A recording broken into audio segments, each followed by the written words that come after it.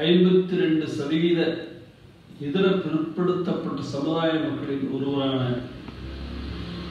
திரு நரேந்திர மோடி அவர்கள் பாரதத்தினுடைய பிரதமராகி கடந்த 6 ஆண்டு காலத்தில் இதர பிற்படுத்தப்பட்டவர்கள் செய்திருக்கிற நல்ல சேவைகளை எல்லாம் மக்களுக்கு எடுத்துச் சொல்ல வேண்டும் என்பதற்காக தமிழக பாரதிய ஜனதா கட்சியினுடைய தலைவர் மரியாதைக்குரிய முனைவர் எல் முருகன் அவர்கள் காணொலி காட்சி வாயிலாக 7 அணிகளின் சார்பில் நிகழ்ச்சிகளை தொடர்ந்து நடத்தி வருகிறார்கள். தமிழக பாரதிய ஜனதா கட்சியின் இதர பிற்படுத்தப்பட்டோர் அணியின் சார்பில் உங்களுடைய பார்வைக்காக சில கருத்துக்களை பதிவு செய்கிறேன்.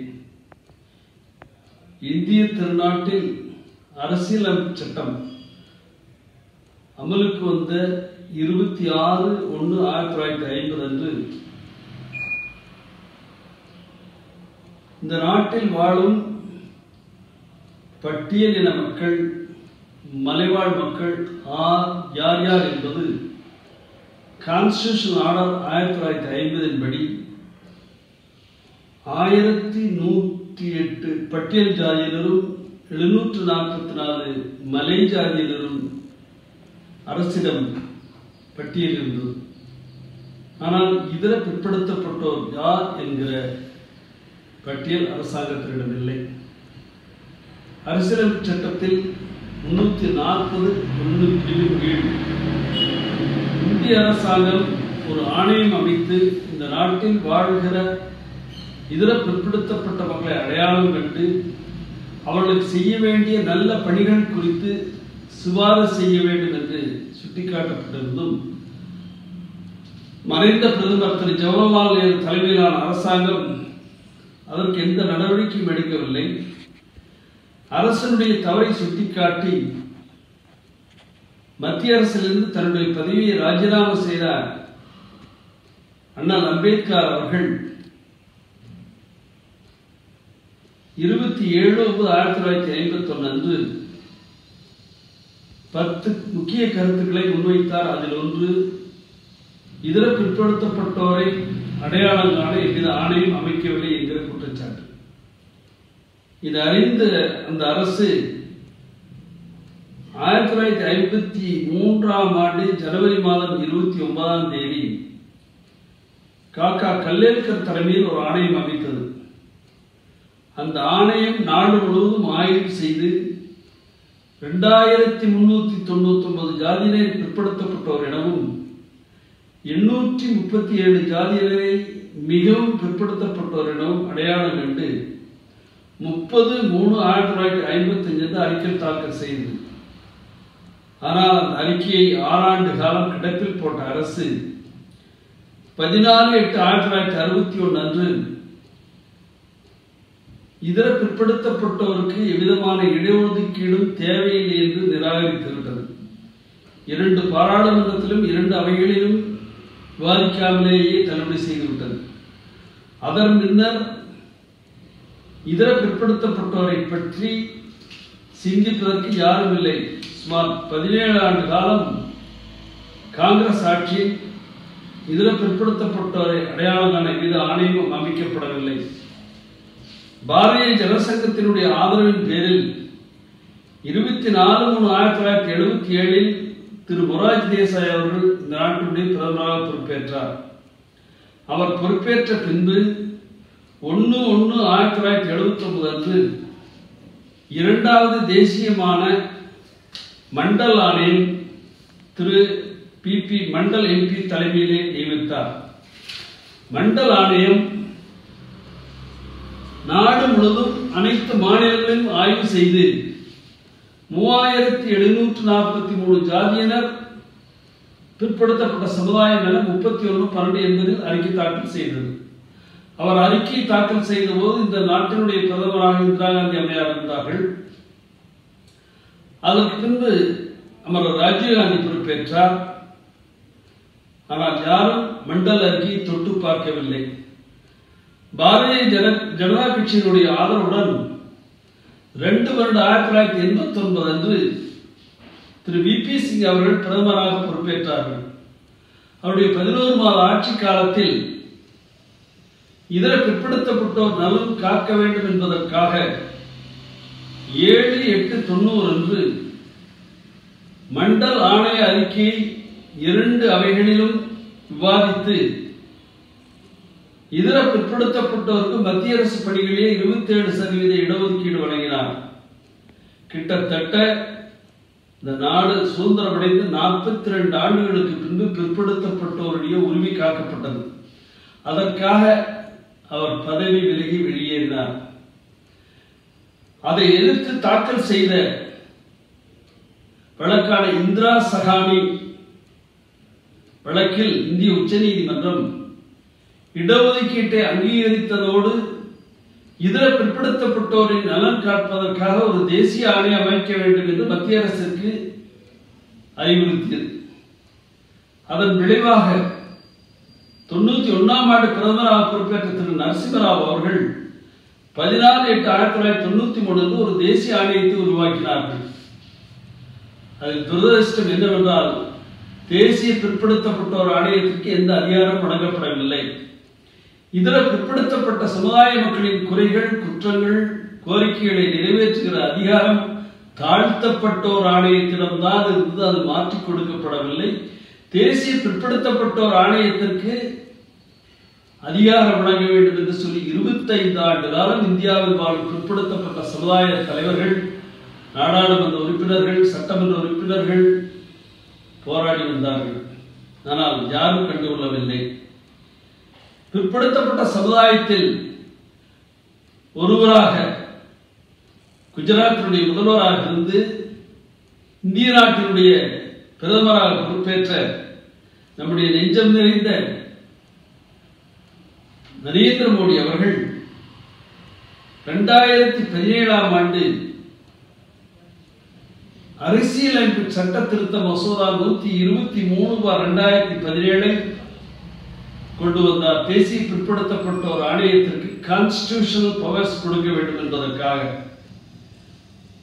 10/4/2017 அன்று மக்களவையிலே 350க்கும் மேற்பட்ட நாடாளுமன்ற உறுப்பினர்கள் ஆதரவு செய்து மசோதா நிறைவேறியது. 11/4/2017 மாநிலங்களவையிலே அந்த மசோதா வந்தது. நான் வருத்தத்தோடு சொல்லிக்கொள்ள விரும்புவதெல்லாம் தமிழகத்தை சார்ந்த திராவிட முன்னேற்றக் கழகம் ஒவ்வொரு தேர்தல் அறிக்கையிலும் தேசிய பிற்படுத்தப்பட்டோர் ஆணையத்திற்கு அரசியலமைப்பு சட்ட அந்தஸ்து தர வேண்டும் என்ற கோரிக்கை வைக்கும். ஆனால் மாநிலங்களவையிலே வந்தபோது இந்த மசோதா நிறைவேறினால் திரு நரேந்திர மோடிக்கு இதர பிற்படுத்தப்பட்டோர் மத்தியிலே நல்ல பெயர் வந்துவிடும் என்று சொல்லி காங்கிரஸ் கட்சியைச் சேர்ந்த திக்விஜய் சிங் அவர்கள், ஹரிபிரசாத் அவர்கள், திராவிட முன்னேற்ற கழகத்தை சார்ந்த திருச்சி சிவா அவர்கள் வெட்டு தீர்மானம் கொண்டு வந்தார்கள். அமையவிருக்கும் தேசிய பிற்படுத்தப்பட்டோர் ஆணையத்தில் ஒரு சிறுபான்மையர் ஒருவரையும் ஒரு பெண் ஒருவரையும் உறுப்பினராக நியமிக்க வேண்டும் என்று திருத்தம் செய்ய வேண்டும் என்று சொல்லி அப்போதைய நிதியமைச்சர் மறைந்த அருண்ஜேட்லி அவர்கள் மிக தெளிவாக விளக்கி சொன்னார்கள். சிறுபான்மையருக்கு தனி ஆணையம் இருக்கிறது, பெண்களுக்கு தனி ஆணையம் இருக்கிறது. மத ரீதியாக நியமித்தால் உச்ச நீதிமன்றம் இந்த சட்டத்தை தள்ளுபடி செய்துவிடும். விதிகளில் நாங்கள் வேண்டும் என்றால் கொண்டு வருகிறோம். ஒரு பெண்ணை வேண்டும் என்றால் தலைவராக கூட நியமிக்கிறோம் என்று உறுதியளித்தார். மசோதாவை நிறைவேற்றுங்கள் 25 ஆண்டு கால கோரிக்கை என்று ஆனால் அவர்கள் கேட்கவில்லை. மசோதா தோற்கடிக்கப்பட்டது. வேதனையான நேரம். மீண்டும் நம்முடைய மத்திய அரசாங்கம், நரேந்திர மோடி அவர்கள் தலைமையிலான அரசாங்கம் சோர்ந்து விடாமல் 2/8/2018 அன்று மீண்டும் மாநிலங்களவை மக்களவையிலே அந்த மசோதாவை கொண்டு வந்து நிறைவேற்றி 8/8/2018 மாநிலங்களவையில் நிறைவேற்றி 11/8/2018 அன்று பாரதத்தினுடைய ஜனாதிபதி அவர்கள் அந்த சட்டத்திற்கு ஒப்பு தந்து இந்த நாட்டிலே சட்டபூர்வமாக ஏழை எளிய மக்களுடைய நலன் காப்பதற்காக தேசிய பிற்படுத்தப்பட்டோர் ஆணையத்தை 28/2/2019 அன்று மத்திய அரசாங்கம் உருவாக்கியது. நாம் அனைவரும் பாராட்டத்தக்க விஷயம். தேசிய பிற்படுத்தப்பட்டோர் ஆணைய அதிகாரம் பெற்ற ஆணையத்தினுடைய முதல் சேர்மனாக ஒரு மீனவர் சமுதாயத்தை சார்ந்த பகவான்லால் சேகி என்பவரை தலைவராகவும், டாக்டர் லோகேஷ் குமார் பிரஜாபதி என்கிற மண்பானை செய்கிற அந்த சமுதாயத்தை சேர்ந்தவரை துணை சேர்மனாகவும், வேளாண் குடும்பத்தைச் சேர்ந்த முன்னாள் நாடாளுமன்ற உறுப்பினர் கார்கில் வார் விடோ திருமதி சுதா யாதவ் ஒரு உறுப்பினராகவும், KS பட்டேல் ஒரு உறுப்பினராகவும், பொற்கல விஸ்வகர்மா சமுதாயத்தைச் சேர்ந்த தல்லேசு ஆச்சாரியா அவர்கள் உறுப்பினர் ஆந்திர மாநிலத்தைச் சேர்ந்தவரையும் மிக சாதாரணமானவர்களை இந்த உயர்ந்த பதவிக்கு நியமித்த பெருமை நம்முடைய பாரதத்தினுடைய பிரதமர் நரேந்திர மோடி அவர்களை சாரும். அது மட்டுமின்றி இந்திரா சகானி வழக்கிலே ஒரு முக்கியமான கருத்தை இந்திய உச்ச நீதிமன்றம் சொன்னது. இதர பிற்படுத்தப்பட்ட சமுதாய மக்களை உட்பிரிவு செய்ய வேண்டும். மண்டல் கமிஷன் அறிக்கையில் கூட நாயக் அவர்கள் டிசன் நோட் தாக்கல் செய்த போது பேக்வேர்ட், மோர் பேக்வேர்ட், மோஸ்ட் பேக்வேர்ட் என பிரிக்க வேண்டும், இல்லாவிட்டால் காமனாலிட்டி வராது என்று சுட்டிக்காட்டினார். 25 ஆண்டு காலம் யாரும் அதை கண்டுகொள்ளவில்லை. ஆனால் நம்முடைய பாரதத்தினுடைய பிரதமர் நரேந்திர மோடி அவர்கள் 2/10/2017 அன்று டெல்லி உயர்நீதிமன்ற தலைமை நீதிபதியாக இருந்து ஓய்வு பெற்ற திருமதி ரோகிணி அவர்கள் தலைமையிலே அதற்கு ஒரு ஆணையம் அமைத்து இன்றைக்கு அந்த ஆணையம் நாடு முழுவதும் இதர பிற்படுத்தப்பட்டோர் எப்படி பிரிக்கலாம் என்பதை ஆய்வு மேற்கொண்டிருக்கிறது. மிகவும் முக்கியமான பிற்படுத்தப்பட்டோரில் முன்னேறியோர் கிரிமி லேயர் 27% இடஒதுக்கீட்டில் கல்வி வேலைவாய்ப்பில் பெறுவதற்கு கிரிமி லேயர் 6 லட்சம் என்பதை 13/9/2017 நம்முடைய பாரதத்தினுடைய பிரதமர் நரேந்திர மோடி அவர்கள் 8 லட்சமாக உயர்த்தி ஆணை பிறப்பித்தார்கள். இந்த நாட்டில் வாழும் சீர்மரபினர், விமுக்த ஜாதியினர், சீர்மரபினர், டீனோட்டிஃபைட் அண்ட் நொமேடிக் ட்ரைப்ஸ், அவர்களை அடையாளம் கண்டு அவர்களுக்கு நன்மைக்காக ஆற்ற வேண்டிய பணிகளை சிபாரிசு செய்ய ஒரு ஆணையம் அமைக்க வேண்டும் என்று சொல்லி 70 ஆண்டு காலம் கோரிக்கை விடுத்து வந்தனர். ஆனால் அந்த கோரிக்கையை நிறைவேற்றிய பெருமை திரு நரேந்திர மோடி அவர்களை சார்ந்து 9/1/2015 அன்று அதற்கென்று தனி ஆணையம் அமைத்து அந்த ஆணையமும் 25/6/2017 அறிக்கை தாக்கல் செய்திருக்கிறது. உலகம் முழுவதும் இஸ்லாமிய மக்கள் பெரும்பான்மையாக வாழ்கிற இஸ்லாமிய நாடுகளிலே முத்தலாக் சட்டம் ரத்து செய்யப்பட்ட வேளையில் கூட இந்திய துணைக்கண்டத்திலே முத்தலாக் சட்டம் அமலில் இருந்தது. அதை ரத்து செய்தார். அதில் பயன்பெறுகிற இஸ்லாமிய சகோதரிகள் அத்தனை பேரும் பிற்படுத்தப்பட்ட சமுதாயத்தை சார்ந்தவர்கள் என்பதை நான் தெரிவித்துக் கொள்ள விரும்புகிறேன். மிகவும் பிற்படுத்தப்பட்ட சமுதாயம் சவரத் தொழில் புரிகிற சமுதாயம். மதுரையை சார்ந்த மோகன் அவர்களுடைய புதல்வி பள்ளி மாணவி நேத்ராவை ஐக்கிய நாடுகள் சபைக்கு நல்லெண்ண தூதராக நியமித்து அந்த சமுதாயத்திற்கே ஒரு பெருமை சேர்த்தவர் திரு நரேந்திர மோடி அவர்கள்.